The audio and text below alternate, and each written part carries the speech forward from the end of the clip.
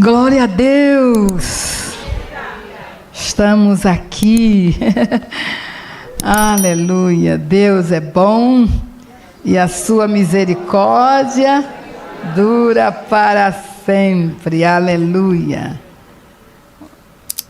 Queridos, eu quero de imediato agradecer a esta igreja pela cobertura de oração que eu tive, nessa cirurgia que foi feita dia 13 de maio.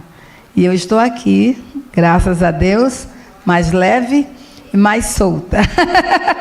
Para servir a Jesus, continuar correndo a carreira que Ele tem proposto para nós. Amém? Queridos, vamos abrir a palavra de Deus em Lucas 22, versículo 35. Lucas capítulo 22, versículo 35. Nós vamos falar da confiança na provisão de Deus. Deus é Yahvé Jireh. Ele é o provedor. Amém? Ele é o provedor. Ele nos proveu a salvação. Ele nos proveu o melhor. E o melhor de Deus é Jesus Cristo. E se Ele proveu o melhor, com Jesus, nos dará graciosamente todas as coisas. Você diz amém? Amém. Vamos ler o texto? Em seguida, Jesus os inquiriu: quando eu vos enviei, sem bolsa, mochila de viagem e outro par de sandálias, sentistes falta de algo? Ao que eles prontamente replicaram: de nada. Aleluia, aleluia. Meus amados irmãos, o nosso Deus se revelou no Monte Moriá ao nosso pai na fé, Abraão. E o nosso pai na fé, Abraão, ele, ao receber o chamado de Deus, de sair da terra de Ur dos Caldeus, e ir para uma terra que ele, o Deus eterno, haveria de lhe mostrar, Abraão saiu numa confiança de que esse Deus que se revelou a ele, haveria de supri-lo em tudo. Absolutamente tudo. É bem verdade que a confiança de Abraão, ela era ainda tenra. Ele estava dando os primeiros passos de fé. Ele estava dando os primeiros passos de dependência em Deus.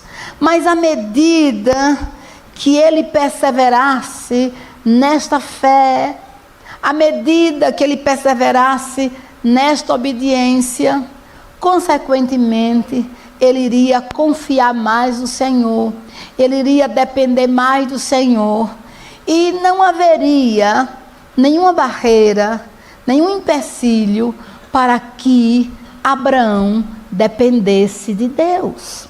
Ele iria confiar prontamente nesse Deus, porque ele aprendeu no decorrer da caminhada a conhecer a Deus, aprendeu no decorrer da caminhada que Deus era o seu supridor. Ele aprendeu a dizimar. Quando foi que ele aprendeu a dizimar? Porque ele não dizimou antes, e ele vai dizimar exatamente lá na terra de Sodoma e Gomorra, depois de guerrear contra 5 reis, 5 exércitos, e o propósito de Abraão estar ali naquela guerra foi para salvar o seu sobrinho Ló, a família de Ló e os bens de Ló. Mas só que Abraão, ao ir guerrear, ele não só salvou a Ló, nem a família de Ló, mas ele salvou o povo de Sodoma também. Ele salvou os bens do povo de Sodoma também. E é ali, nessa experiência de proteção, de livramento, que ele tem uma compreensão sobrenatural, revelada, do que é dizimar a Deus. Porque Abraão era um nômade. Ele precisava sempre estar dando tributos aos reis, aos povos em que ele se hospedava por um tempo, onde ele colocava os animais, seus animais para o pasto. Então ele precisava, e ele estava ali não de graça, ele pagava para estar ali. E quando ele chega diante dessa situação, a Bíblia diz que Abraão deu o dízimo de tudo no capítulo 14 de Gênesis. E duas coisas Abraão aprendeu na experiência da guerra contra os inimigos. Ele aprendeu que Deus é o dono de todas as coisas. E ele aprendeu que o livramento vem do Senhor. Ele entendeu no seu espírito que aquele livramento não veio da sua própria força ou da habilidade do seu exército, dos seus soldados. E ele aprendeu que Deus é dono de tudo. E ele até então, que pagava tributo aos reis, ainda não tinha dado o aluguel do planeta Terra ao Deus Todo-Poderoso. Ele não tinha entregue a Deus o que pertencia ao Senhor, porque nós temos oxigênio de graça. Nós temos uma vida dada pelo Senhor. E Abraão entendeu. Aí ele entregou o dízimo de tudo ao Senhor. E quando Abraão fez isso, a Bíblia diz que Israel dizimou. Veja se pode, porque em Abraão estava quem? A sua descendência. Então ele vai aprendendo a confiar em Deus. Ele vai sendo suprido por Deus. A Bíblia diz que quem enriqueceu Abraão foi Deus. Deus enriqueceu Abraão, e Abraão tinha um entendimento claro de que nada que ele possuía no planeta Terra tinha vindo por méritos humanos. O mérito era unicamente do Senhor. Aí quando nosso Deus pede a ele o seu melhor, e o melhor de Abraão era Isaque, o melhor de Abraão era a promessa, esta promessa que foi gerada, essa promessa que foi chorada, essa promessa que foi desejada, esta promessa que foi profetizada. Meu pai, Abraão, durante a noite olhava para a promessa, as estrelas dos céus, e durante o dia as areias, ele olhava a promessa. Então Deus perseguiu Abraão por 25 anos com esta promessa. E quando a promessa chega, que está sendo uma alegria para Sara, uma alegria para Abraão, aí Deus disse: eu quero a promessa de volta. Eu quero para mim a promessa. Eu quero que você entregue o seu filho, o seu único filho. Entregue-o em sacrifício a mim. E ele sai com Isaque. Ele sai bem cedinho, porque ele ia para as montanhas. Mas Deus iria indicar qual era o monte que o sacrifício deveria ser feito. A escolha do monte não seria de Abraão, a escolha do monte seria de Deus. E queridos, nós já sabemos da história. Ele vai e ele entrega o seu melhor. Ele devolve a promessa a Deus, na convicção, na certeza de que Deus teria um segundo plano. Deus teria algo para fazer, mas do que dependesse dele, ele iria até o fim em obedecer ao Senhor, custe o que custar. Ele estaria disposto a entregar tudo para o seu Deus, como de fato aconteceu. Mas ali no Monte Moriá, a Bíblia diz que Deus se revela como Jireh, como Deus provedor. Aleluia. E ali no Monte Moriá, Deus está dizendo para Abraão que o cumprimento da promessa não depende dele, mas o próprio Deus jura por si mesmo, dizendo: eu cumprirei esta promessa. O teu povo, Abraão, herdará a terra. O teu povo será tão imenso, tão grande, como as estrelas do céu e como os grãos de areia da praia. Eu estou jurando, eu farei tudo, eu proverei tudo, eu me moverei, mas aquilo que eu falei será cumprido. Então, queridos, nós já temos a revelação de Yahvé Jireh. Ele é o Deus provedor. O Senhor é o meu pastor e nada me faltará. O pão nosso de cada dia nos dá hoje.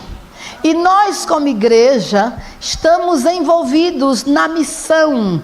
E essa missão não é nossa, essa missão é a missão de Deus. Esse projeto é o projeto de Deus. Ele nos plantou neste projeto. Ele nos chamou para esta missão. Ele colocou propósitos dele em nosso coração. Então, primeira coisa, esse Deus que é provedor, ele é o provedor da missão. Ele é o provedor da missão.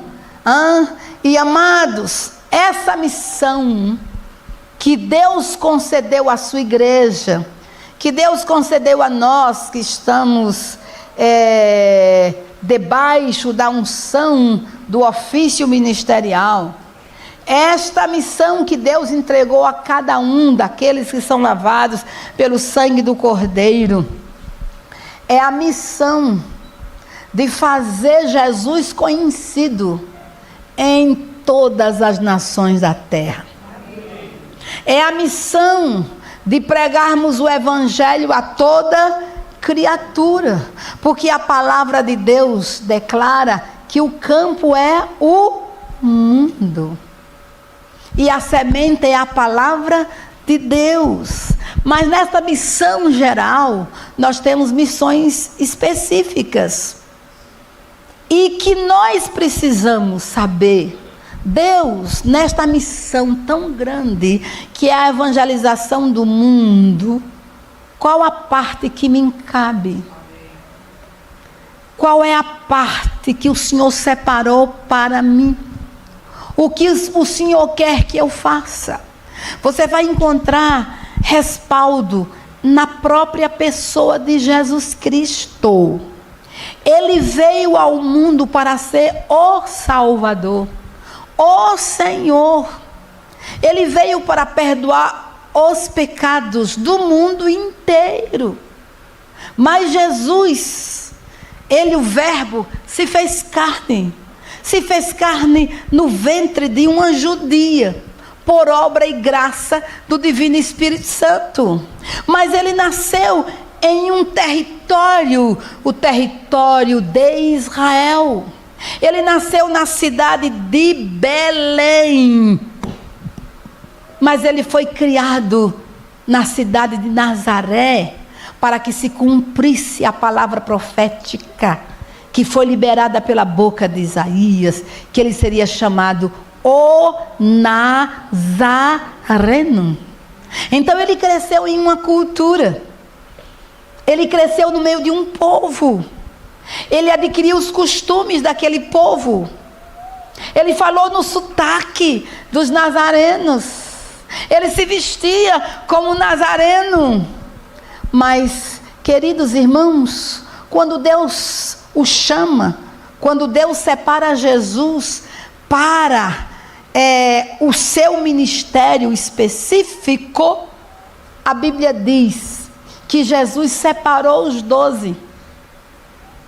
E ele os mandou pregar onde? No território de Israel. Ele não mandou os seus discípulos pregarem aos gentios. Ele não mandou seus discípulos entrarem na cidade de Gadara, ou nas 10 cidades chamadas Decápole. Ele disse que o território primeiro seria o território de Israel, porque ele veio, ele disse à mulher Sirofenícia que ele veio para as ovelhas perdidas da casa de Israel. Então era necessário que Jesus cumprisse a missão. A missão era a salvação do mundo inteiro, mas começaria pelos judeus, começaria pelo seu povo, começaria ali na sua terra. Então nós precisamos saber o que Deus entregou nas nossas mãos, o que Deus nos mandou fazer, que território Ele nos entregou. Porque quando nós, amados, sabemos o que Deus nos mandou fazer, nós nos concentramos exatamente naquilo que Deus nos mandou fazer. E é isso que conta. É o que Deus nos mandou fazer. Não o que os outros estão fazendo, mas o que Deus nos mandou fazer. Está escrito na palavra de Deus: ide por todo mundo e pregai o evangelho a toda criatura. Mas eu tenho que saber por onde eu começo. Qual o propósito de Deus para mim hoje? Depois dos 30 anos de Insegec, o que Deus quer para nós? Que território Ele vai nos entregar? O que Ele quer que façamos com o território que Ele já nos entregou? Quais outras terras que nós precisamos invadir? Então é necessário que Deus traga direção, orientação. Veja o que diz a Bíblia em Atos, capítulo 13, versículo 2. É a questão da separação de Barnabé e de Saulo para a obra missionária. A Bíblia diz: e servindo eles ao Senhor e jejuando, disse o Espírito Santo: apartai-me a Barnabé e a Saulo para a obra que os tenho chamado. E diz a Bíblia: então jejuando e orando e pondo sobre eles as mãos, os despediram. Percebam vocês que a ordem de Jesus, dada em Atos 1:8, foi no Monte das Oliveiras. Foi uma das últimas palavras de Jesus, dada a 500 discípulos, que foram testemunhas da sua ascensão.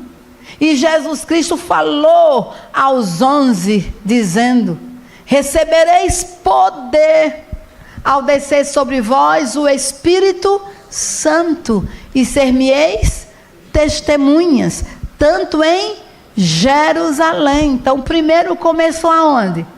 Em Jerusalém, a cidade do grande rei, a cidade que Jesus Cristo morreu e ressuscitou. Foi em Jerusalém, fora da porta, mas foi em Jerusalém. Esta cidade receberia o poder do Espírito Santo, como recebeu no dia de Pentecoste. A partir de Jerusalém, o evangelho foi o quê? Anunciado ao mundo. Porque no dia do Pentecoste nós temos aproximadamente 13 nações.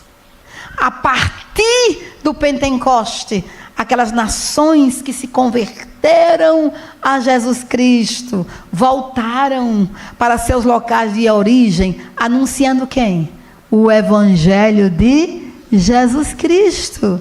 E a igreja cresceu, e a igreja se multiplicou. E esta igreja estava disposta a permanecer somente em Jerusalém. Aí o Espírito se move em Jerusalém. O Espírito começa a apertar o cerco em Jerusalém a partir dos judeus.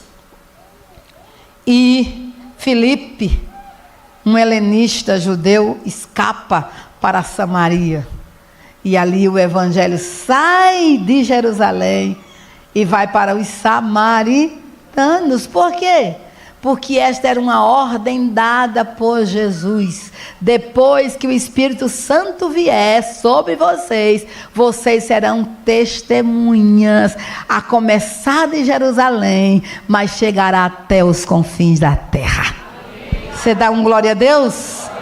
Então, Paulo e Barnabé foram apartados, separados pelo Espírito Santo, para avançar além daquilo que já tinha sido avançado. O evangelho chegou em Jerusalém, chegou em Samaria, chegou na Judeia. Pedro já pregava em Jope, mas o evangelho precisava expandir para as terras estrangeiras, para o mundo gentílico.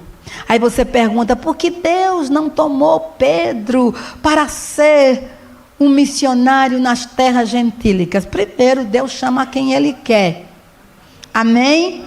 Segundo, na obra missionária, Deus sempre terá os seus obreiros que lhe dirão sim, que obedecerão o seu comando.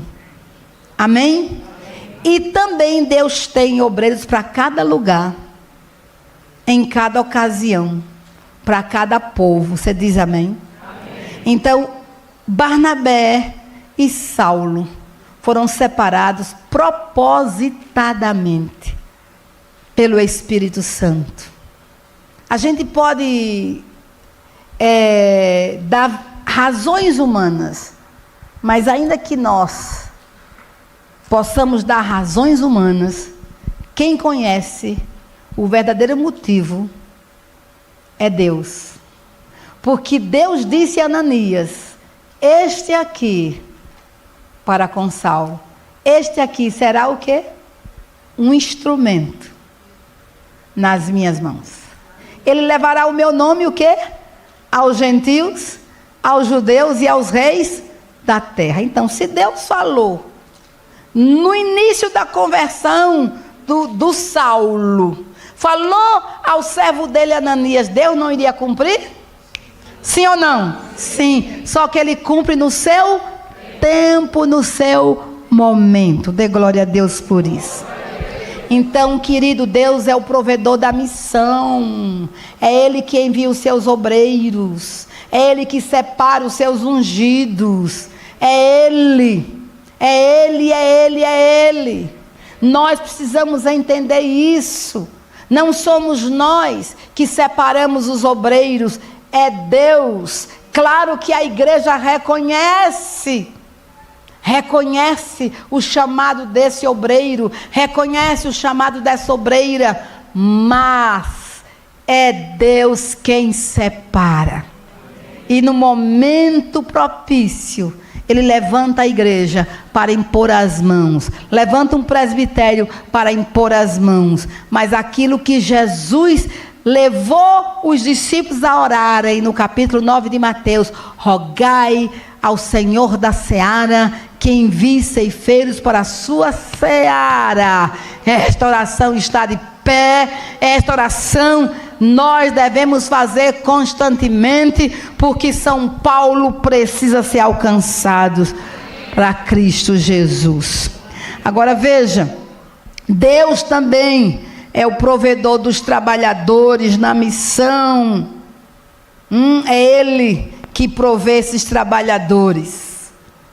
Ele chama na hora certa, no momento certo, para a cidade certa, na unção certa. Aleluia. Ele chamou Paulo, chamou Barnabé. Ele também chamou Pedro. Outra pessoa poderia pregar o evangelho a Cornélio? Sim, poderia. Deus tinha muitos. Deus não tinha só Pedro.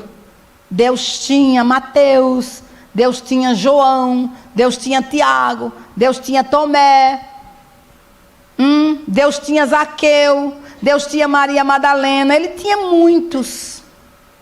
Mas ele queria o apóstolo Pedro entrando na casa de um gentio. Então, do que Deus queria? Queria quebrar paradigmas na mente do apóstolo Pedro. Queria arrancar uma tradição judaica que foi implantada pelos pais, implantada pelos mestres fariseus no coração do apóstolo Pedro, dizendo que gentio é igual a porco, declarando que gentio é um desgraçado, um amaldiçoado, e para que um gentio pudesse alcançar a graça, ele teria que se tornar judeu, circuncidar, porque sem circuncisão ele jamais seria abençoado.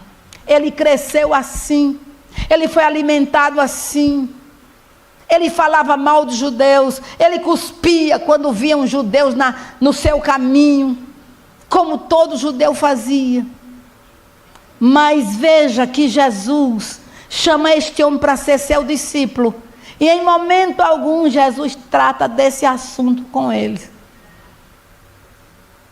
Especificamente, Jesus amou a todos, fez milagres a todos. Conversou com a mulher samaritana, abençoou a mulher sirofenícia, alimentou multidões. Ali nós temos judeus e gentios. Viveu em Nazaré, ou na Galileia, uma região cosmopolita, com muita gente de diversas nações. E ainda assim Pedro não conseguia ver o evangelho para os gentios, mas Deus esperou o momento exato de se revelar ao apóstolo Pedro. Então você não desista, irmãos. Deus tem um momento exato para se revelar a você. Deus tem um momento exato para falar a essa igreja. Deus tem um momento exato para falar ao pastor, à pastora, ao pai, à mãe. Ele é Deus e Ele sabe como falar. Aí Ele traz uma visão. Pedro retruca veementemente quando ele vê aquele lençol com muitos animais de todos os tipos, imundos e limpos, e Deus diz: mata e come por 3 vezes, e ele diz: não, não e não, nunca comi coisa imunda, nunca quebrei a tua lei com relação à alimentação, não é agora que eu vou quebrar. Mas Deus queria trazer uma luz ao coração do apóstolo Pedro. Pois você vai quebrar, você vai comer. Você vai fazer o que você nunca fez. Vai entrar na casa de um romano. E além de ser romano, soldado. É lá que você vai entrar. E ele vai. Leva testemunhas com ele, porque se alguém reclamar, ele tem como provar. Mas você percebe que quando Pedro chega naquela casa, ele dificulta o entendimento do evangelho na vida de Cornélio. Lê direitinho, você vai perceber que ele está ainda cheio de dedo. Ele ainda está com as fortalezas mentais que ele aprendeu dos seus pais e dos seus mestres. Então ele já chega dizendo: olha, entra na casa de um gentio, é imundo. Já pensou? Ele chega assim já. E ele dificulta. de falar logo: oi, Cornélio, eu estou aqui porque eu tive uma visão. Eu não queria entrar, mas eu vim porque Jesus mandou. Ele é o Salvador e Ele quer salvar a sua vida. Ele não começou assim, não. Aí, por esse motivo, você vai encontrar o quê? O Espírito Santo passando por cima de Pedro e fazendo o que Pedro nunca esperava que o Espírito fizesse. Batizou a todos no Espírito Santo. Amém? Amém? Louvado seja Deus! Sabe por quê? Porque é Deus que convoca os seus trabalhadores. Não tenha medo de dizer: eis-me aqui, Senhor. Deus entende como vai a sua mente. Deus sabe como está o seu coração. Deus sabe se você tem capacidade ou não tem capacidade. Ele quer dizer para você que na missão dele, a capacidade vem do céu. O Espírito dele está com você para fazer aquilo que ele quiser fazer, na hora que ele quiser fazer. E quando o Espírito Santo quer fazer, passa por cima de pastor, passa por cima de mãe, de pai, passa por cima da programação. E feliz o pastor, e feliz a pastora, feliz a igreja que diz assim: Espírito Santo, Tu és o Senhor desta igreja. Eu fiz a programação e até em oração, mas o Senhor está acima desta programação. Está acima da minha agenda, está acima da minha liturgia, está acima da minha teologia. Você diz amém? Amém. Então esse nosso Deus, amados, Ele é Yahvé Jireh. Ele vai prover os trabalhadores. A cabecinha da pastora Eneide é uma cabeça missionária. É um coração missionário, apaixonado por cidades. O mapa está aqui, olha, tudo. O mapa está tudo aqui. E eu sei que ela ora: envia, Senhor, trabalhadores para a sua seara. Eu sei. E a gente fica esperando esses trabalhadores. Mas se ora, Deus vai mandar no tempo devido. Você diz glória a Deus por isso? Então diga: Senhor, conta comigo. Aquela célula lá de que bairro? Jandira, foi esse nome que veio agora. Lá de Jandira, sou eu, Senhor, conta comigo. Vou dizer a pastora Eneide: conta comigo, pastora Eneide, sou eu que vou para lá. Senhor, Araraquara, sou eu. Tauba, como é? As cidades aqui, os bairros daqui, diga o nome aí. Jabaquara, sou eu. Pirituba, sou eu. Diga aleluia. Porque Deus já está convocando você. Você só tem que dizer: conta comigo, Jesus, sou eu, sou eu, sou eu. Eu vou me revelar, sou eu, sou eu, sou eu. Queridos, Deus quer que você seja um trabalhador na sua seara. Uns vão trabalhar em Jerusalém, outros irão para Samaria, outros para a Judéia e outros para os confins da terra. Mas por favor, é Deus que chama cada um para trabalhar no aprisco dele. Não importa se é em Jerusalém ou nos confins da terra. Quem está nos confins da terra não é melhor do que você que está aqui em São Paulo. Você está salvando pecadores em São Paulo. Quem está no Japão, salva pecadores no Japão. Quem está na Angola, salva pecadores na Angola. Tudo é o mesmo cão que a gente tem que lutar. Está entendendo? Só muda o campo, missionário. Mas vamos lutar contra Satanás, contra o mundo, contra o pecado. Vamos ter que interceder, chorar, jejuar. Em todos os lugares, a batalha permanece a mesma. E Satanás permanece o mesmo. E o que ele faz? Cega o entendimento dos incrédulos em São Paulo, cega o entendimento dos incrédulos em Aracaju, cega o entendimento dos incrédulos no Rio de Janeiro, cega o entendimento dos incrédulos no Japão, cega o entendimento dos incrédulos lá em Angola, em Moçambique, Portugal. Ele cega o entendimento. É a Bíblia quem diz. O Evangelho é um só. E Deus não faz diferença de obreiros e obreiros. A Bíblia diz que Deus dará recompensa aos que semeiam e aos que ceifam. Diga aleluia. Então não pense você que a missão em Jerusalém não tem valor. A missão de Jerusalém tem tanto valor como os dos confins da terra. O que Deus quer é que para Paulo e para os confins da terra, primeiro, Paulo trabalhou aonde? Em Tarso. Quantos anos ele passou em Tarso?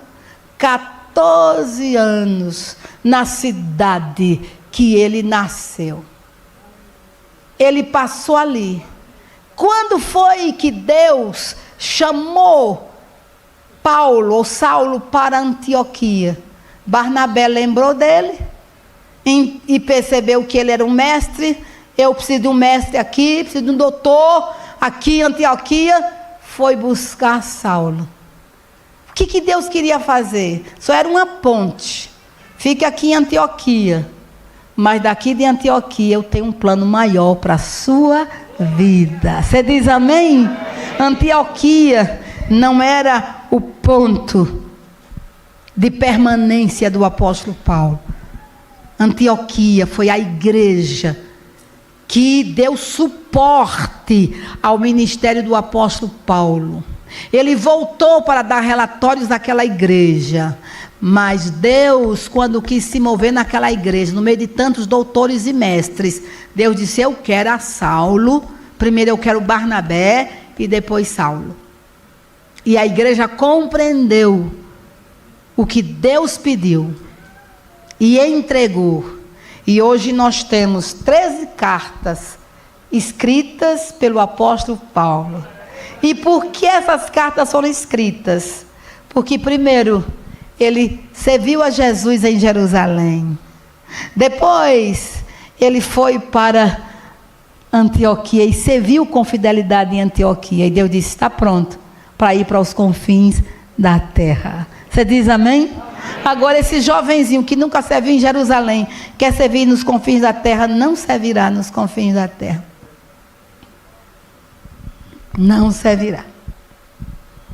Se você não tiver a experiência de Jerusalém, você morrerá nos confins da terra. Então, queridos, Deus é o provedor dos trabalhadores. Mas Deus também é provedor das estratégias que usaremos na missão. Ele é o provedor. Escute bem. As estratégias, elas são específicas, elas são locais, elas são mutáveis e elas são adaptáveis. São modelos. Agora escute, que quando a estratégia vem exatamente de Deus Todo-Poderoso, ela não se aplica em outro lugar. Ela veio de Deus, nem sempre ela se aplica no geral. Vamos pensar na conquista da terra por um momentinho. A conquista da terra de Canaã exigia de Josué coragem, ousadia, determinação e, acima de tudo, dependência de Deus. Aí quando ele vai conquistar Jericó, Jericó era a cidade mais difícil. E Jericó ficava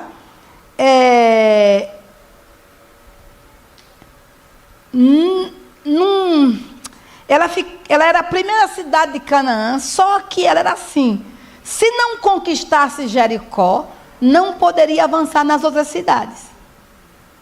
Porque era como se ela fosse um muro de proteção para todos os demais territórios de Canaã. E o que foi que Josué fez para conquistar Jericó? Ele ouviu diretamente de Deus o quê? A estratégia. E ele teve que cumprir radicalmente a estratégia. E quando ele obedece, o que acontece? A terra é conquistada. Jericó é destruída. E aquela terra passa a ser terra do povo de Israel. Aí nós vamos para a segunda cidade a ser conquistada. É Ai. Eu pergunto, Josué, ele ousou usar a estratégia de Jericó na cidade de Ai? Não. Pelo contrário, ele nem sequer orou. Ele confiou no sucesso da guerra passada. Ele descansou no sucesso da guerra passada. Queridos irmãos, nós tivemos muito sucesso nesses 30 anos. Amém? Mas não devemos descansar nesse sucesso. Deus tem muito mais para nos dar. Deus tem muitas terras para nos entregar. Deus tem muita unção, sabedoria, graça para nos ministrar. Deus tem o seu sobrenatural para derramar sobre nós. Você está ouvindo? Então nós precisamos entender que Josué descansou e disse: olha, não precisa mandar o povo todo não, 10.000 homens, tá, é suficiente para derrotar Ai. O que aconteceu? Ele foi destruído em Ai. O povo chorou, o povo lamentou, houve mortes. Com as mortes vieram viuvez, vieram o quê? Orfandade, que tristeza. E por que tudo isso aconteceu? Porque Josué descansou na vitória passada. Aí quando ele se humilhou diante de Deus, quem é que vai dar a estratégia para a conquista de Ai? Deus. Lê lá capítulo 8 de Josué, você vai ver toda uma estratégia dada por Deus. Aí o que a gente quer fazer hoje? A gente tem lá Jabaquara, a célula está lá funcionando maravilhosamente, a estratégia para Jabaquara deu certo, porque foi Deus que deu. Então vamos pegar essa mesma estratégia e jogar lá na cidade de Taubaté. Aí nós vamos quebrar a cara, porque o povo de Jabaquara é outro povo. Há uma atmosfera diferente em Jabaquara. Talvez Jabaquara já ouviu muito mais o evangelho do que Taubaté. Há mais anjos nos céus de Jabaquara do que em Taubaté. O terreno já está bem afofado. E aquela figueira vai produzir com mais facilidade. Porque já houve um maior investimento de Deus naquele lugar. Mas Taubaté pode estar cru. O ambiente espiritual é outro. O povoamento de anjos no céu de Taubaté é outro. Então você tem que perguntar a Deus, Yahvé: ó Espírito Santo, dá-me o quê? Estratégia. Nós tínhamos Taubaté em Segé, que parece que não tem mais. Ai meu Deus, sofri tanto para aquele lugar. Então você percebe o quê? Que lugares que a gente ganhou, pode perder. E por que podemos perder? Porque queremos insistir, persistir em fazer do nosso jeito e não do jeito de Deus. Diga: o nosso Yahvé Jireh, Ele é provedor das estratégias. E eu creio que depois de Ai, Josué aprendeu o caminho, que ele precisava depender de Deus para alcançar. Veja Davi, você viu Davi indo para alguma guerra sem pedir direção de Deus? Sem fazer uma consulta? Porque ele tinha um exército poderoso, mas ele sabia que o inimigo de Israel não era só um inimigo físico. Ele dependia da direção de Deus. E quantas vezes ele foi à procura do profeta, ele foi à procura do sacerdote, para saber se Deus estava concordando ou não concordando. Queridos, se o rei Davi buscou de Deus estratégia para expandir os territórios de Israel, nós também devemos buscar estratégias do Espírito para expandir os territórios de Jesus no Brasil e nas nações da terra. Amém? 4. Deus é provedor do poder que capacita para a missão. Oh, meus irmãos, antes de Deus, de Jesus nos mandar ao mundo pregando o seu evangelho, Ele mandou o seu Espírito para nos capacitar com o seu poder. E recebereis poder. E recebereis poder. Meus queridos, nós precisamos nos converter a isso. Uma célula precisa do poder do Espírito Santo para prosperar. Porque sem o poder do Espírito Santo não há salvação. Sem o poder do Espírito Santo não há cura. Sem o poder do Espírito Santo não há salvação. Não há libertação. É no poder do Espírito Santo que as vidas são salvas, libertas, curadas. Nós precisamos do poder para avançar nesta obra missionária. Não importa se a igreja é nas casas ou no templo. Não importa se o culto hoje é numa praça ou se o culto hoje é num presídio. Não importa se eu vou ter a oportunidade de pregar o evangelho através da mídia ou se eu irei subir a um palanque e ministrar a palavra. Mas é o poder do Espírito que faz toda a diferença. É a unção que quebra o jugo. É esse poder que Jesus falou, que Ele nos deu e que nós como crentes não podemos ignorar, amados. É a unção do Espírito Santo. Então esse Jirê, que é o nosso Deus, Ele vai nos capacitar para fazermos a obra do Senhor. Jesus disse aos 12, dou-lhes poder sobre os espíritos imundos, para expulsarem e para curarem toda a enfermidade e todo o mal. Então veja que quando eles foram enviados na Judéia, nas cidades da Judéia, antes de Jesus, porque Jesus disse assim, eu vou chegar lá onde vocês chegarem. Mas Jesus disse, olha, eu estou dando a vocês o meu poder, em meu nome. Eu estou capacitando vocês para quê? Para expulsarem demônios, para curarem os enfermos, para destruírem todo o mal. Queridos, Pedro, João, Tiago, André, eles saíram confiados nesse poder, confiados nessa dependência. E quando eles retornaram da missão, Jesus perguntou, faltou para vocês alguma coisa? Todos gritaram, nada. Porque o poder estava ali para curar, o poder estava ali para libertar, o poder estava ali para salvar, o poder estava ali para purificar leprosos, para ressuscitar mortos. Diga amém. E será que o evangelho mudou? Será que Jesus mudou?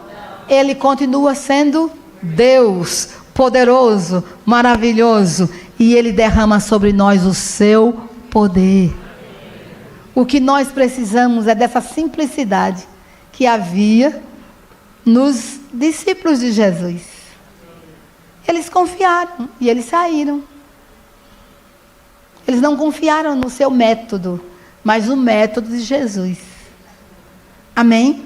Então, queridos, Deus quer que nessa nova etapa que Ele nos lançou, o poder do Espírito Santo esteja sobre nós. Mas numa profusão mais elevada, porque nós já vimos maravilhas do nosso Deus. Não cabe incredulidade mais. Não cabe incredulidade. Nós não podemos agir como o povo de Israel quando saiu do Egito.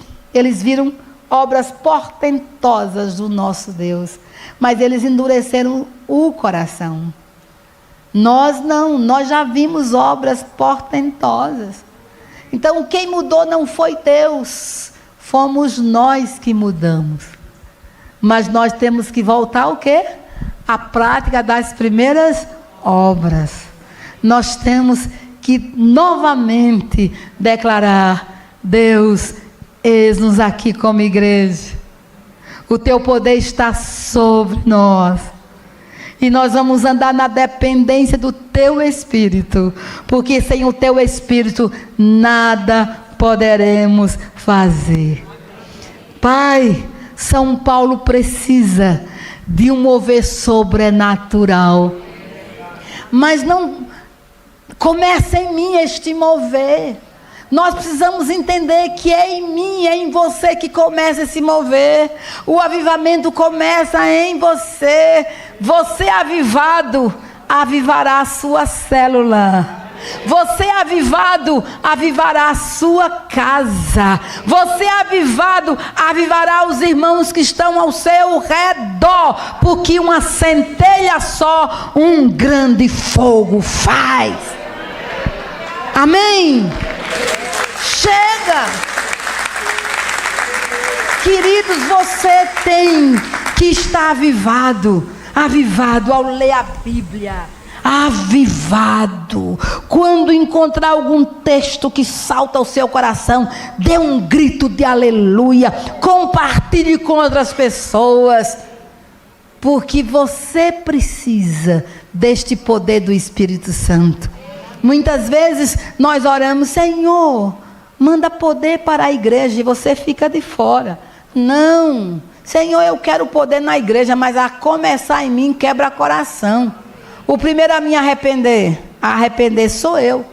O primeiro a se quebrantar sou eu. O primeiro a orar sou eu. O primeiro a jejuar sou eu. Você diz amém? Amém. Em nome de Jesus. Em nome de Jesus. Veja, Filipe era só um diácono. Ele foi sozinho para onde? Para a cidade de Samaria. Olha o que está escrito em Atos no capítulo 8. O que ele fez? Ele fez obras portentosas no nome de Jesus. Ele salvou vidas, curou vidas, libertou vidas. Confrontou a potestade da feitiçaria em Samaria. A Bíblia diz que as multidões se converteram. Sinais e prodígios foram realizados pela mão de quem? Do diácono Filipe, meus amados. O diácono Filipe. Aí você vai encontrar lá em Atos dos Apóstolos a descrição de que esse diácono Filipe tinha 3 filhas profetisas. Então, o fogo que havia em Filipe acendeu na sua casa. E as suas 3 filhas virgens eram profetisas, mulheres ousadas de Deus. Está ouvindo? Está ouvindo? Está ouvindo? Então bote fogo na sua criança. Bote fogo de Deus no seu adolescente. Bote fogo de Deus no seu jovem. Diga aleluia. Empurre para o fogo de Deus. Mas não permita que na missão de Deus o fogo não se faça presente. A missão é de Deus. E se a missão é de Deus, o fogo do Espírito tem que se fazer presente. E queridos, por último, Deus é provedor dos recursos financeiros da missão. Ele é provedor. Faltou alguma coisa, Pedro? Nada. Faltou alguma coisa, João? Nada. Faltou alguma coisa, Mateus? Nada. E veja que quando Jesus pergunta, Jesus está falando de necessidades financeiras. Olha, quando eu vos enviei sem bolsa, não vai levar bolsa, não vai levar dinheiro nenhum. Não vai. Mochila de viagem também não vai. Basta uma peça de roupa. 3 sapatos, 4, 5, não, só um par de sandália. Sentiste falta de algo? Nada. Por que Jesus faz isso? Porque Jesus queria que os discípulos compreendessem que o financiador da missão é o Deus Todo-Poderoso. Ele é o financiador da missão. Hoje nós temos uma confiança exacerbada no dinheiro. E nós precisamos colocar essa confiança exacerbada no dono de toda a terra. O Deus que supre todas as nossas necessidades. O Deus que se responsabiliza pelo obreiro que Ele convoca. Nós precisamos, como obreiros, como pastores, colocar o nosso coração em Deus e viver de fato pela fé. Viver pela fé não é nós confiarmos no dinheiro que está no bolso dos crentes, não. Viver pela fé é nós confiarmos na palavra de Jesus, que diz a Pedro: vai ao mar, e o primeiro peixe que você pegar, tire a moeda que está na boca do peixe. Então escute bem, queridos. Na boca do peixe, do Deus Todo-Poderoso, está a sua provisão. Está a provisão missionária. Está a provisão para esta igreja. Em tudo que esta igreja tiver que fazer, em Deus, a provisão já se faz presente. Nós precisamos crer nisso. Sabe por quê, meus amados? Porque estar em São Paulo tem uma conotação. Estar no alto sertão baiano paraibano tem outra conotação. Estar em uma cidade onde os recursos estão no ar é uma coisa. Estar em uma cidade em que os recursos não existem, aparentemente é outra coisa. Mas quando nós vivemos pela fé, quando nós colocamos a nossa confiança no Deus da missão, no Deus da Bíblia, não fará diferença estar em São Paulo ou estar no alto sertão paraibano. O mesmo Deus que provê no sertão paraibano, provê no estado de São Paulo, provê na cidade de São Paulo. Queridos, nós precisamos aprender a viver pela fé, a crer como Jesus creu, quando pegou aqueles 5 pães e 2 peixes e levantou aquela oferta ao Senhor, e ele disse: Pai, eu sei que tu sempre me ouve. O que Jesus viu ali? Jesus já viu o povo alimentado. Jesus já viu o povo suprido. E Jesus queria ensinar os seus apóstolos, aos seus discípulos, a confiar nele, a depender dele. E todas as vezes que o povo precisasse de alimento, o grupo apostólico teria alimento para dar alimento de pão, alimento de água, alimento de salvação, alimento de cura, alimento de libertação. Você diz amém? Alimento de consolo, alimento de alegria, porque Jesus disse: dai vocês mesmos de comer. Nós recebemos esta ordem do Senhor Jesus e nós precisamos confiar no Senhor Jesus Cristo. Queridos, quando eu estive no Japão, eu tive em 2 fases no Japão. Eu quero contar a segunda fase. Na segunda fase, eu retornei em 2001, eu acho, 2011, não, 2001. E quando eu fui retornar para o Japão, eu recebi esta palavra da direção. Está aqui essa quantia de dinheiro para você. Esta é a última quantia que nós estamos liberando. Não terá mais outra.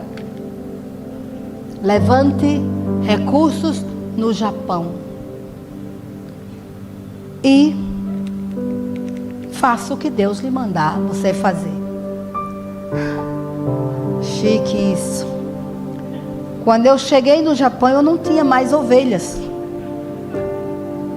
Da primeira vez, eu tinha 45, deixei uma igreja organizada. Quando eu voltei, não tinha mais organização. Está ali, né, André? Não tinha mais nada.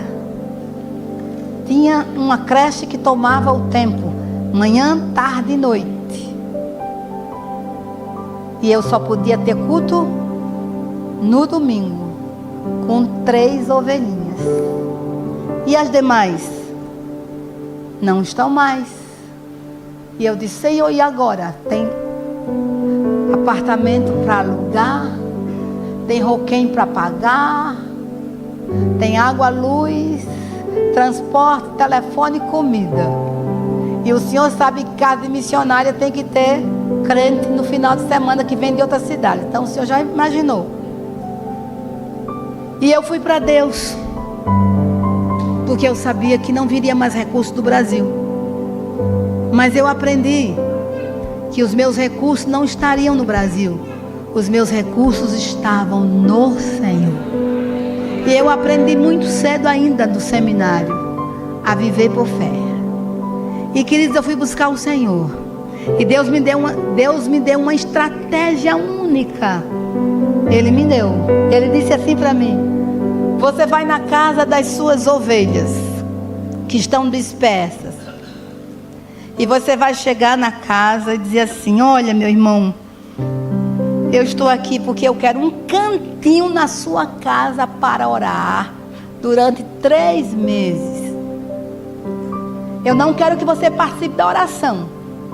Se você quiser, tudo bem, mas se não quiser, não importa.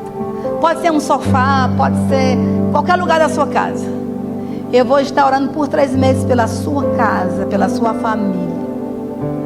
E queridos, eu fiz isso em todas as casas. Saía de uma e ia para outra. Uma vez na semana eu estava na casa de um, orando por 3 meses. Sabe o que Deus fez? Depois de 3 meses eu estava com a igreja completa. E pergunte a direção do Brasil. Pergunte se faltou mantimento para pagar aluguel de templo, aluguel de apartamento, salário pastoral. Eu não tive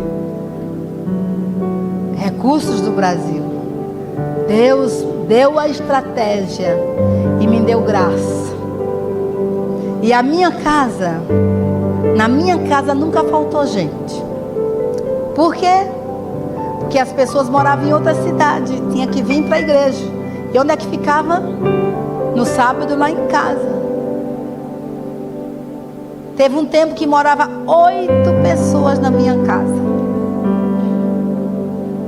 E pergunte a geladeira mais completa qual era. Dizia assim: pá, A senhora é a que ganha menos nessa igreja, um salário mínimo, e a sua geladeira nunca seca. Eu digo, tira o olhão ruim aí em nome de Jesus, e nunca vai secar, porque o Deus provedor é Jireh, e onde quer que eu vá, Ele provê. Amém, querido? Eu fui para o Rio de Janeiro. Eu ministrei 7 anos no Rio de Janeiro. Quando eu cheguei no Rio de Janeiro, a igreja que eu fui pastorear não tinha dinheiro para pagar o boleto da luz nem da água. Sabe quem pagava essa igreja? Era a igreja da Tijuca, que pagava a igreja de Campo Grande. E eu fui pastorear esta igreja. E um aluguel exorbitante, 5.000 e tantos de aluguel, só para a vaidade dos crentes em Campo Grande. Eu disse, Senhor, tenha misericórdia de nós. A pobreza chegou aqui, Senhor, de arrebentar. Como é que a gente vai sobreviver? Mas eu já conheço o caminho da vitória. O caminho da vitória é oração, jejum, obediência aos comandos de Deus. Aí eu levantei a oração pela manhã. Não ia ninguém, não tem problema, eu estou ali para orar. Eu confio no Senhor. E essa maldição de pobreza, miséria, bancarrota vai sair desta igreja. Pergunte aos irmãos do Rio, quem é Campo Grande hoje? Quem é Campo? Está em construção do novo templo. Sabe por quê? Porque o provedor é Yahvé, mas o caminho da provisão são 2 joelhos no chão. É coração quebrantado, é coração contrito, é confiança nas promessas de Deus. Queridos, tire os olhos das pessoas, coloque os olhos em Jesus. Pastor Wagner, tudo que Deus colocou no teu coração a respeito desta igreja, Ele irá concretizar,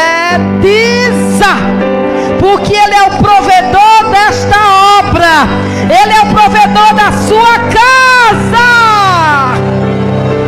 e Ele abrirá as comportas dos céus para confirmar neste lugar os projetos dele, a missão dele. Queridos, vamos crer na provisão, vamos crer onde chegarmos, a bênção da prosperidade tem que estar presente, porque nós pertencemos ao Senhor. Não devemos colocar o nosso coração em ninguém, mas no Senhor. E quando nós, amados, com sinceridade, lançamos para Deus as suas promessas, Ele vela em cumprir as suas promessas. Queridos, vamos confiar em Jireh.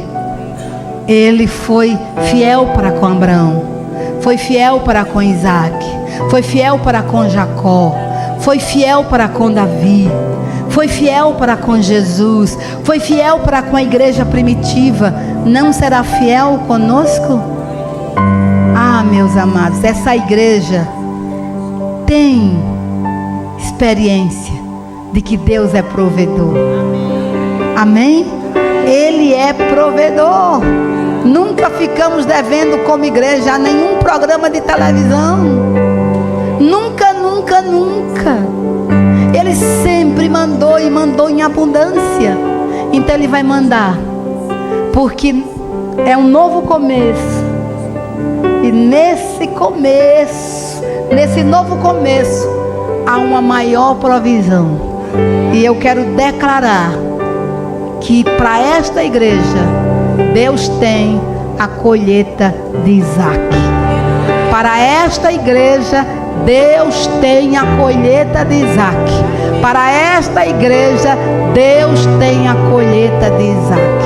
Isaac colheu 100% das sementes que ele plantou. Isaac colheu porque Deus, Yahvé, Jireh, abençoou a colheita de Isaac e vai abençoar a colheita do pastor Wagner, vai abençoar a colheita da pastora Eneide, desse presbitério e de toda esta igreja. Receba no seu coração uma confiança clara e objetiva na pessoa do nosso Deus, Yahvé Jireh, provedor, aquele que disse: eu sou o teu pastor e nada te faltará. Aleluia! Aplausos.